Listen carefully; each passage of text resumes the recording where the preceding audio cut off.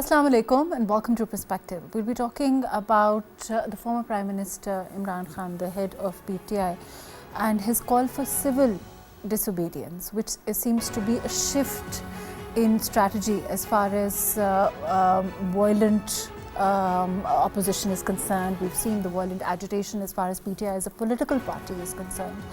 And it's gearing towards rather aggressive kind of opposition. Is this a shift in strategy, and what does it signify?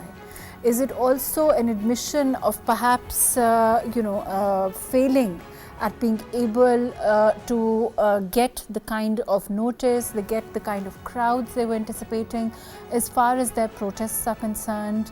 And what does this signify, more importantly, in the context of politics at this time? How will it work? What are the kind of civil disobedience does the PTI chief have in mind? We'll be talking about this. We'll also be talking about false propaganda and the use of false information, and with regard to that, the legislation. And of course, the government's attempt to counter this fake news. What is being done in the guise of the right to information and free speech. And where does the buck stop, which is something that we've been talking about from time to time. All of that today on Perspective. I have with me Daniyal Sheikh, who's a political analyst. Thank you for being with us today. We also have with us Zahid Gishkori, who's a senior journalist. Thank you for joining us today. Before I go to Daniyal here, I'm going to go to Syed. Syed, we've been talking about this protest for a while. We've been talking about the role of violence. We've been talking about the role of agitation as signified by PTI and their opposition. Their signature opposition has always been, towards aggression. It has always been towards violence, all of that. What does this shift in strategy mean, in your opinion? Let's first talk about that. Mahrukh, look, I don't know what would happen, but you are talking about the shift in the policy of the government, or the opposition, or PTI, or what significantly? What exactly you want for basically to comment on? As a political party, like I said, we've always seen the PTI chief, angling for a more violent style of politics, a more aggressive, perhaps, style of politics is a better word. When we talk about civil disobedience, of course, earlier on we did see him waving, bills and talking about civil disobedience. Do you think it's going back to that strategy? Do you think it also means that aggressive style of politics, which was about marching, which was about, facing the state, so to speak, it's realized that perhaps he's realized perhaps that is not going to work for them as a political party?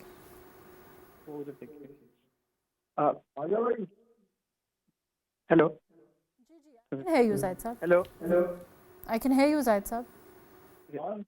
Ma'am, I think, Mahrukh, the most important thing about their aggressive policy, PTI has always been in very, very aggressive mode, and this is the only reason they now announced to go for civil obedience if their demands are not met. And on this very point, I think they think as a party that they have been pushed against the wall, and this is the only solution and the only way out, the only option they can adopt now to get rid of challenges the party is facing. I don't know that either they would go for that and what would be its impact overall, but in 2014 they adopted this policy of civil obedience and they declared it all, but its impact was not fully delivered to the public and nobody accepted this. And what only they can do, I think, they can ask overseas Pakistanis, their followers, not to send remittances and extra, but either they would be adopting and the following the call of PTI this time. I don't think so, because the 80% Pakistanis are running their household from abroad, whosoever, anywhere in any country. They are supposed to send remittances back to home because their families depend on this. Either the call would be successful or not, I don't know, but it looks like that they want to adopt the. Zahid sir, we talk about FATF, we also talk about remittances, we also, know the impact that it will have on economy. We know, isn't this again angling towards the height of irresponsibility when these kind of measures are encouraged and exhorted on? I think it is the policy of reconciliation, to sit at negotiation table with the government. On the one side, they say they formed a committee to engage the government and other parties in the setup. But on the other side, they announced this agitation. They want to come out to the street again. And secondly, they categorically said this, that they are accused of running trends against state institutions, and they're running also a campaign against Pakistan Armed Forces entities and its product. And so we can say that all is not well with them. They have differences within the party, no unilateral, I think, appeal, no unilateral decisions on different issues. And secondly, look into the provinces. Province they are running, that we have not seen any significant meeting of cabinet to resolve the issue of land order in the province, because the situation of land order is growing and deteriorating with every passing day. But we haven't seen any important meeting to resolve. The governor also formed and constituted and invited all parties to find out the way how to get rid of violence in the province and the other challenges province is facing. But the ruling party obviously did not attend this meeting. It looks like that they are not willing to at least adopt any resolution for the national cause. But we can at least expect that they would engage now. And it's also the government's responsibility, obligation, being part of in the center as a leading role to engage somehow. They attempted and tried multiple times, but we've been talking about this again and again, and I think that's a very important point. Daniyal, what Zahid Saab is saying, he's saying it's the government's ultimate responsibility to engage the opposition, and they've consistently failed on that. Yes, to some extent I do agree, but in the current scenario, it has less to do with engaging the opposition as far as this one political party is concerned. It's more about exposing them or exposing their agenda. On one side, they have committed so much violence, and every protest that they did so far was a violent protest. Now I believe, just to catch the attention of the Western world, because Gandhi is a very celebrated leader in the Western world.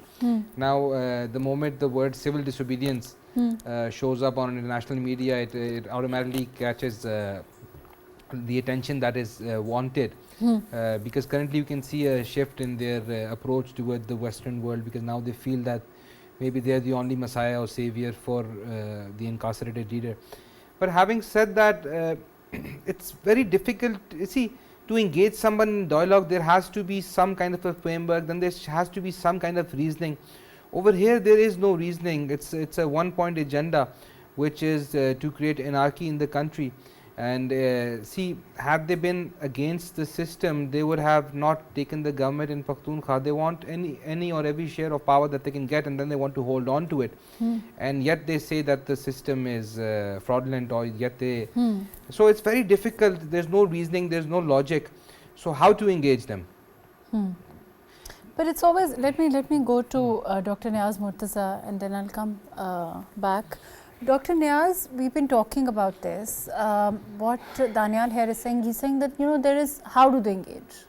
It's not possible with the kind of mindset that we see consistently, the kind of belligerence that we see come from the party as a whole, and of course their leader. But it's always difficult. It's always, a task and a half. So where do you think the government can maybe get some leeway? Because I'm sure in all parties there are more tolerant elements, and I'm sure that there are in this party as well. But the question is it about the chain of command? How do you perceive this?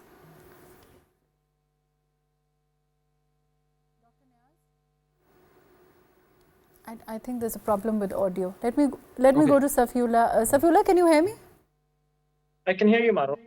Yeah, Safiullah, I don't know if you heard the question, but I really want to know why there is a failure to engage. Is it about the fact that, what about the tolerant elements within the party? And the fact that, there is this inability to engage them. And again, is it because, the top person at the top is just not willing to budge? How do you look at it at this time? That's a great question, Mahrukh. So we know for a fact that there are, in fact, very sane elements within the party. There are good leaders within the party, educated lawyers, a lot of people who we can look up to in our personal and professional lives as being good citizens. And not everybody in PTI is unreasonable. But then what the problem is that whenever those good Spartans make any decision, it's always overruled. So let's look at an example. A recent example was when the whole dharna was taking place, and there was the majority of PTI's leadership saying that they do not want to go into Islamabad, that they want to limit themselves to Sanjani. The elected leadership, the president of PTI, the chairman of PTI, the general secretary of PTI, the president of Punjab, the president of Sindh, everybody was saying, all these elected representatives of PTI were saying that it is our decision that we will not go.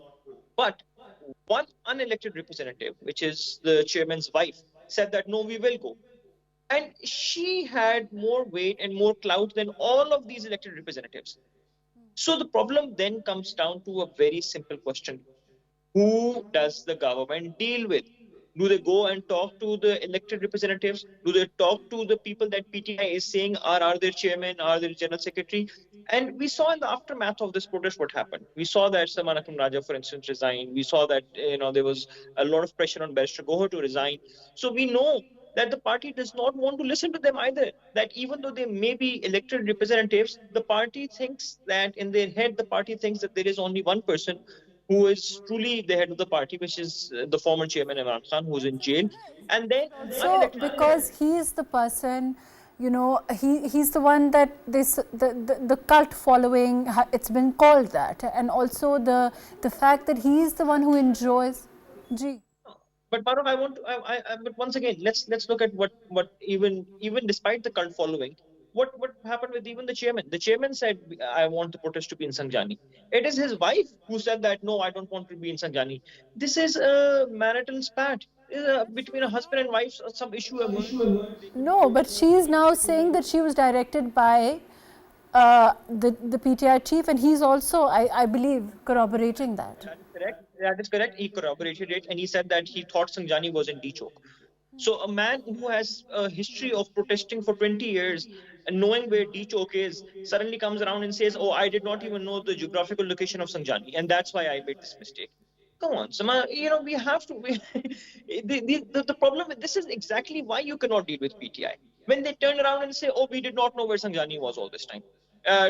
Oops, mistake, we had no idea what the geographical location is, despite the fact that, we have managed to mobilize an entire province as per their own words. According to them, they mobilized 1 million people. So they mobilized 1 million people to go to a place that the chairman does not even know of. That's literally what happened at the end of it. So this is what the problem is, that we're dealing with people who are illogical, who suddenly turn around, take these U-turns, and then also do not, in fact, stand by what they have said. They just come up with any story as and when they want. Even recently, they announced that there was to be a dharna today on 7th December. Why is there no dharna today then? They keep announcing dates, they keep doing these things. How do you deal with someone who is a perpetual constant liar, who cannot stand by any single statement that they make? That is what the real issue is, Mahrukh. There is no other issue here. But isn't, let me go to Niaz Sahab. I think he has to look at the flip side of this. Niaz Sahab, but isn't it time that the government devises a strategy? Because again, we can't ignore the fact, and I think Safi will also agree with this, that they do have a presence in the National Assembly. They are a political party. They have a very real presence in KP. So therefore, it is essential for them to be talked to. And that's also a reality, right? Yeah, I mean, I'm not denying what Mr. Ghauri said. That's also part of the problem. But where I differ with him is that is not the only problem. That's one part of the problem. The other part, as you were referring to the other side of the coin, is, the issues with the government. So you see similar contradictions from the government side. One minister saying that, no protesters were killed, no live ammunition was used. And then Mr. Rana Sanaullah comes on TV and admits that a certain number of, PTI workers were killed. Some PMLN leaders are saying that, we should hold talks with PTI. Others are saying we will deal with it with an iron hand. So there is confusion on both sides.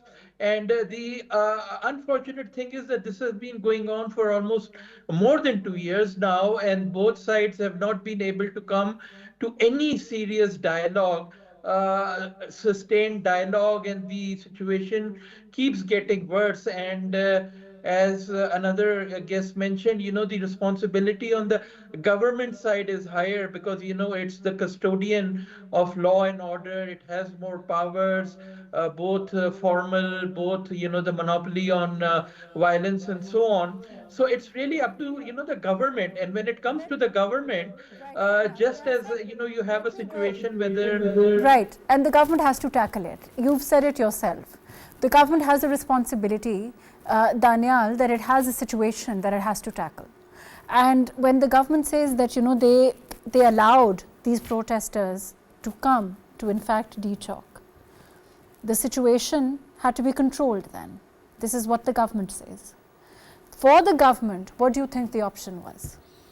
Well, the option was what they did, which was to enforce the law. Because like I said, what Niaz Sahab is saying is that, there are different statements coming from them. The question is that these protesters did in fact land up in de-chalk, which the court had also not allowed. Absolutely. See, fundamentally the problem is that these people are not used to obeying the law. See, this is got less to do with basically this shows what kind of the brought up of especially the incarcerated leader. If he has a problem with following the rules, following this is part of his nature. I'll give you an example. Like some time back I was coming to the studio, so a 9-year-old child was talking to someone and said, we have to wait here because my mom said we have to wait here. So this is something that a 9-year-old child can understand, that she has to obey the rules and she has to obey her mother. So similarly, when it comes to the state and it comes to the law, now for a grown-up man to not being able to understand this, basically it's beyond human comprehension, and it only solidifies the narrative that their agenda is to create anarchy. Like right now, look at the contradiction. Like civil disobedience, it made sense when Gandhi was doing it because it was against a foreign occupation. And secondly, it's a form of passive resistance, it's a form of non-violent resistance. Now on one hand, like look at the shift. This shows that they have no ideology, or they're following there's no path that they're following. They'll do anything to create that usual ruckus.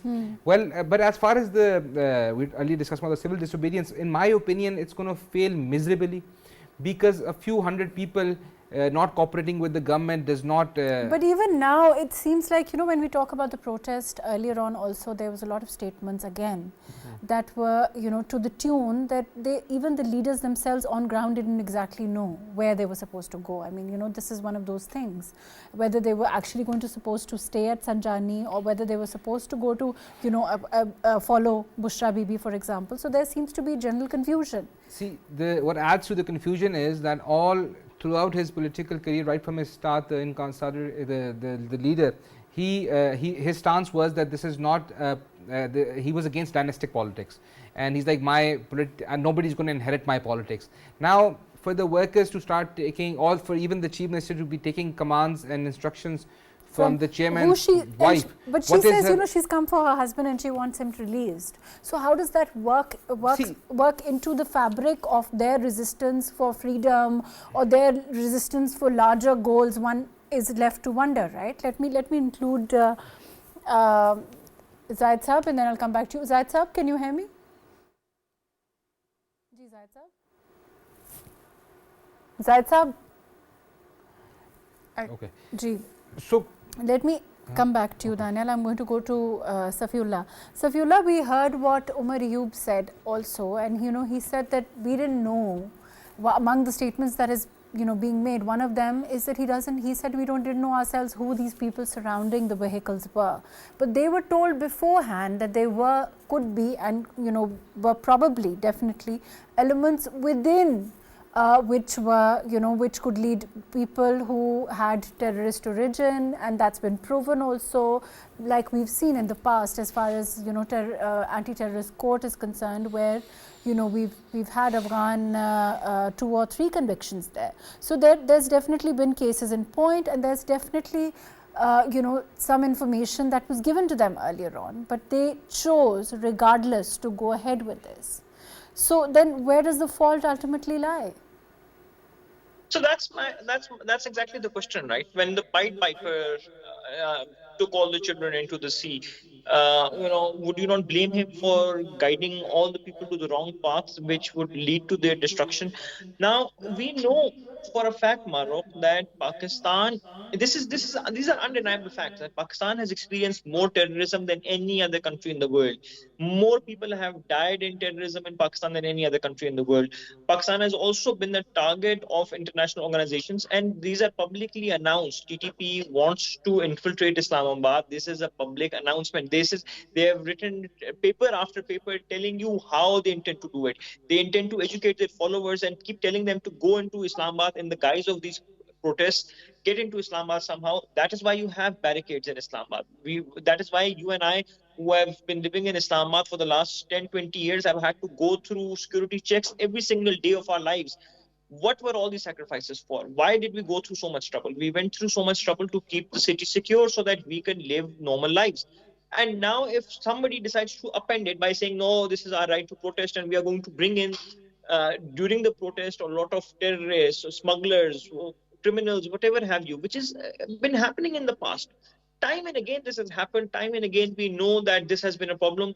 This is why a new law was made, a law that was the Public Order Act that limited Islamabad. That is why the High Court of Islamabad also forbade it. Then I just don't understand the part. And I will agree with what was just said right now by Daniyal. How is it difficult to comprehend? If the law says you cannot come into Islamabad, then how are you coming into Islamabad? If you are breaking the law, are you still a peaceful protester? That's a very simple question. They say that, you know, they were peaceful protesters. Is it peaceful if you've broken the law? The law says you cannot protest here. You cannot. This is your boundary. This is the red line. Yeah, if I go into someone's house, am I to be considered peaceful, forcefully? I've obviously broken a boundary, right? Is it peaceful when you bring your own tear shells? You know, we've also seen that those footages have also come out. On top of that, they have a history, Mahrukh, of attacking. This is not the first time. It's not about the fact that, oh, you know, fine, you know, this is the first time they've done it. They did it even last year. They did it the year before that. They've been doing it consistently since 2014. They attacked the parliament. They attacked the PTV house. They attacked Radio Pakistan. They attacked the GHQ. They attacked the Air Force house in Wazirabad. They attacked the Army house in Lahore. What more do you want? We know that they have an established history of attacking places, not listening to the orders. What at this point of time, there's only one thing that perplexes me, and that is the behavior of the courts, to be honest. Then nothing else perplexes me more than the courts at this point. And once again, Mahrukh, I say this only to you, not to the general audience, but to you, because you're a lawyer, you go to the courts every day. And you being a practicing lawyer, I don't know how we can, as lawyers ourselves, how can we justify it? We know that, in law, to give bail, you cannot give bail to habitual criminals. When habituality has been established, how do these people keep getting bails? That's the part I'm just not understanding. And to be honest, I really feel like we need to sit down with the judges and ask them, why is the law consistently being lifted for these people, especially when they violate court orders? When the court orders clearly say that you're not supposed to do something, they still violate them. We know that they have habitual criminals as well. Right. Safiullah, let me go to Niaz. I'll come back to you on that point. Niaz, we've seen also, the former Prime Minister's wife, Bushra Bibi, distributing checks and to those that they say died during this march. But we've also had no word, no comment on Kurram, and there hasn't been anything said on the way that people, the suffering there at all. What is your how would you see the situation there as far as as a political party, the priorities there? Well, yeah, I mean, Kurram is more than 100 people killed, and that's the unfortunate part of it, that, if a comparatively minor thing happens in Islamabad, it gets a lot of attention. But, there's similar things going on an everyday basis in, Balochistan, in ex-Fata, and all these very far away area where, the media presence is much lower, the social media presence is much lower. So it's true, but then, the responsibility for even that lies with both, the federal government and the provincial government. Just given the scale of, terrorism, it's not something that a provincial government can tackle on its own. The federal government, the military authorities, everybody has to have responsibility. So what I see it is that, both sides, the provincial government and the federal government, including the civil side and the military sides, are not giving adequate attention to the situation in these faraway areas, and they are just fighting with each other, and this fighting is taking our attention away from all those huge issues. But Niaz, we also know that the focus of CM KP has to be on KP. When there's a march that is scheduled we heard about today also, we were hearing as far as 7th was concerned, and whether, of course, that goes through or not, the question is that is where the focus seems to be. When that's not there, when there's a solo flight as far as a province is concerned, when they're not taking the federation on board.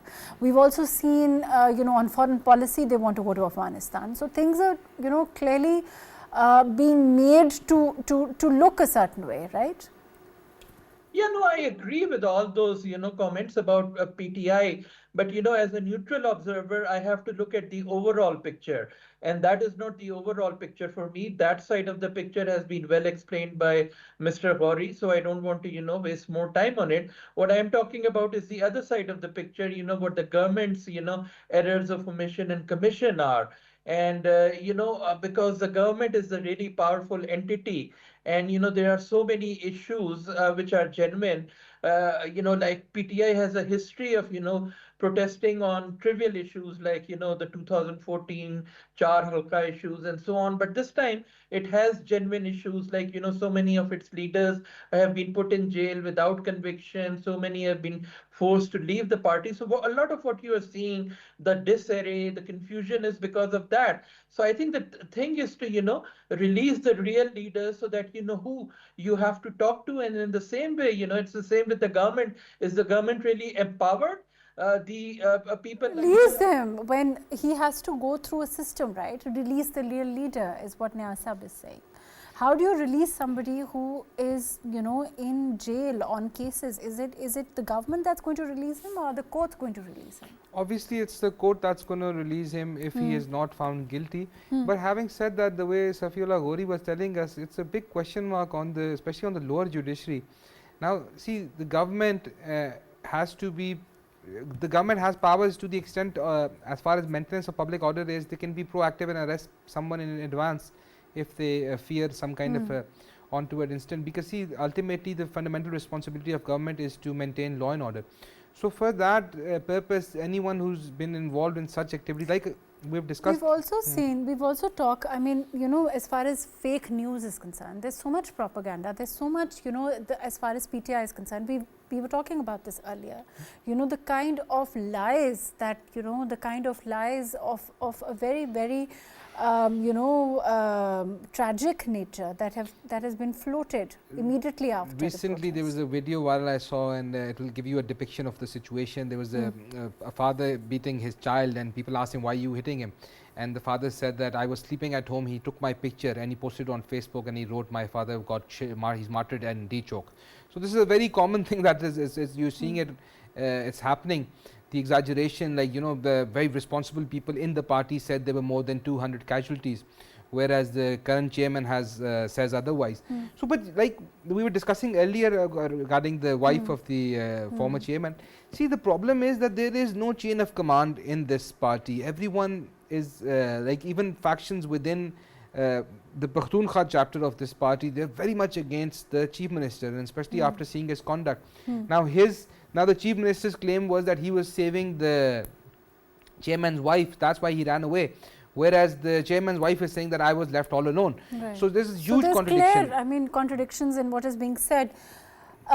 Safiullah, we also know that as far as the government is concerned, you know, they can of course legislate, but when we talk about propaganda, when we talk about fake news, when we talk about attempts to tackle this, we've also seen, you know, we then invariably there is the question of freedom of speech, there's the question of you know, freedom of expression, there's the question of the right to free speech. All of those things come into play.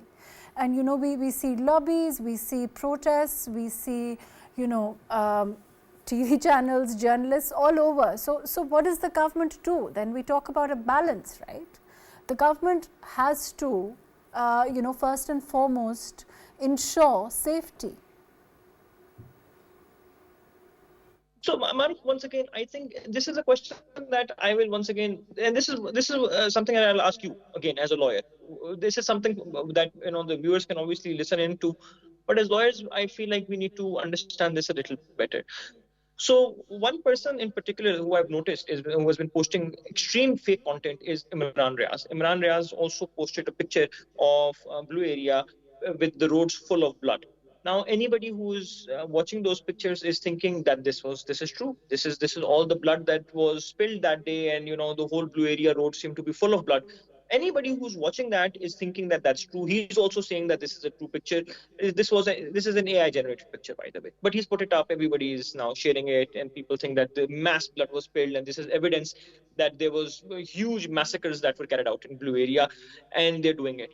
Now, I got curious, so I started looking into Imran Riaz's history, and it turns out that he has been arrested by the government 4 times, time and again, for spreading misinformation, propaganda, supporting terrorism. Not just PTI, he has been supporting TTP. One way or the other, he's been getting in jail. But what's also I went through his case. Right. So any one individual who is, you know, even if we don't name anyone, the question is, then what options are left for the government? And whenever they move towards law enforcement, or whenever they move towards curtailing this kind of propaganda, then we have, you know, there are people, you and I, we all support, I think nobody here, I don't think anybody here doesn't support the right to free speech, nobody here doesn't support the right to expression. All of those are entrenched in the law.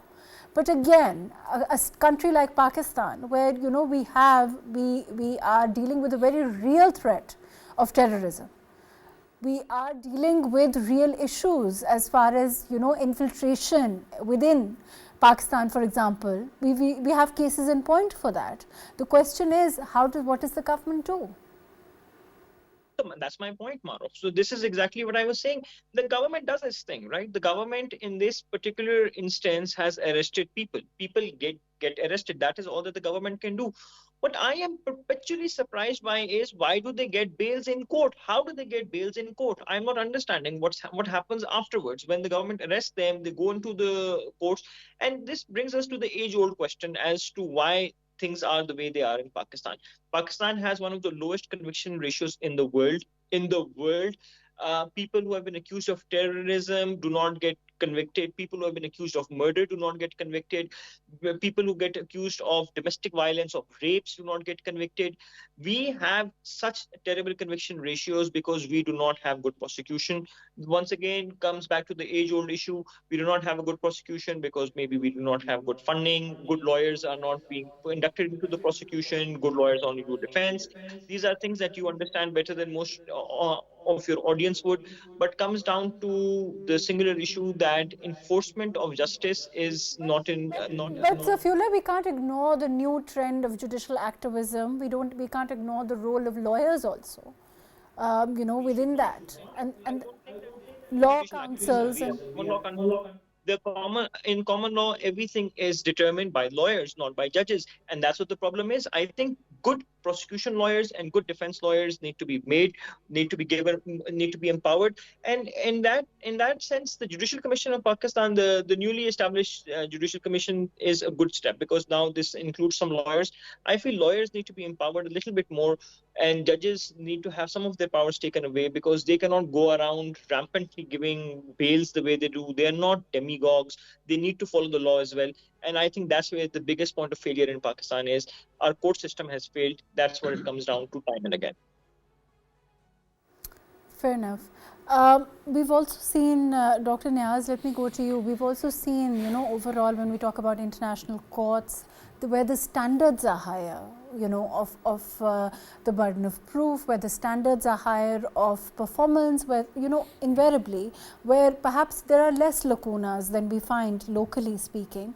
There is, they do get, the convictions are there, there's also fines, there's a host of that. So I guess, that's veering a little bit off topic, but the question is then, we again talk invariably of legal reform, and the fact that, there needs to be a step in those lacunas need to be filled for this to work as a state.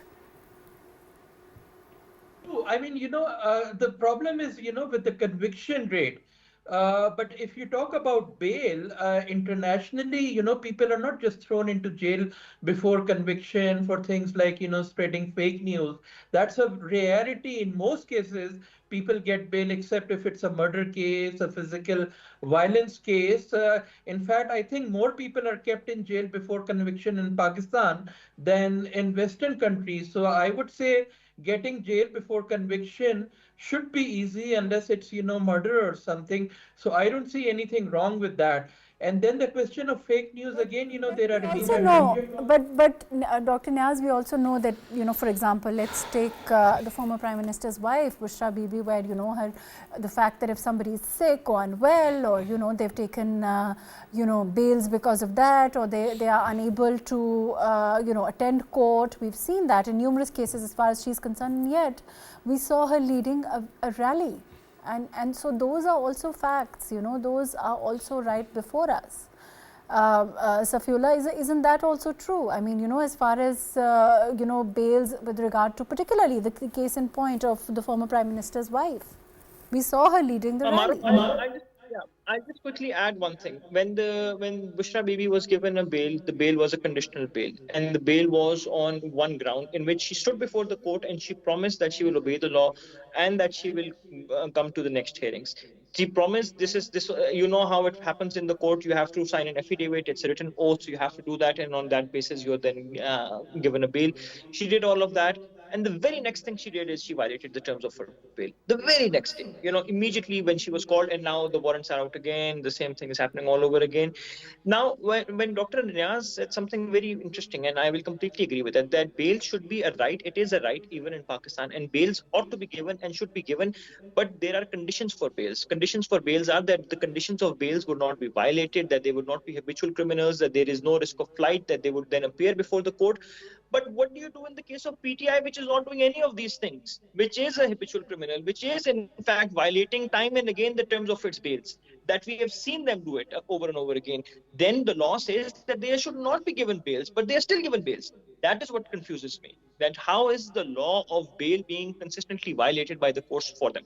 And the only reason that I see in the courts, I've read the judgments, I'm sure you have as well.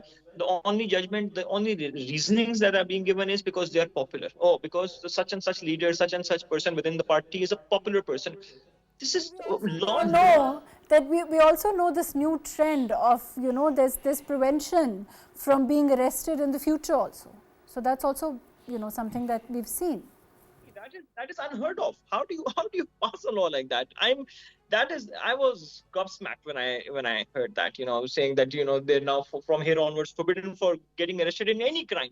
How can a court do that? What do these judges think they are? Even the constitution does not allow them to say something of that sort. Even the divine law passed down by Allah is not something that says that any one individual has been here onwards given a complete clemency in the future.